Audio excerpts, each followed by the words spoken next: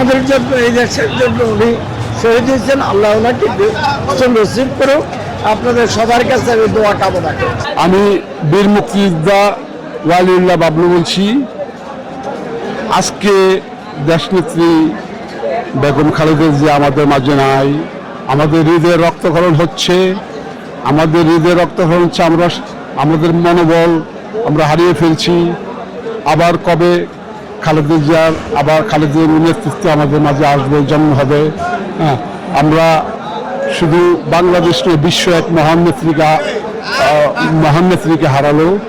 আমরা তার রুহের মাগফিরাত কামনা করছি এবং এই শোককে আমরা শক্তিতে রূপান্তরিত করে বর্তমান ভারপ্রাপ্ত চেয়ারম্যান জনাব তারেক রহমানকে আমরা শক্তি সাহস আমরা যোগাতে চেষ্টা করব এবং দেশনেত্রী বেগম খালেদা জিয়া যে আদর্শ রেখে গেছেন সেই আদর্শে আমরা এখন সেই আদর্শকে সামনে রেখে আমরা বাংলাদেশের মানুষ এবং বাংলাদেশের মানুষ আমরা একীভূত হইয়া সেই আদর্শকে রক্ষা করতে পারি এবং বর্তমান যে আমাদের ভারপ্রাপ্ত চেয়ারম্যান তাকে আমরা শক্তি সাহস জোগাড় করতে হবে এবং বাংলাদেশকে আমরা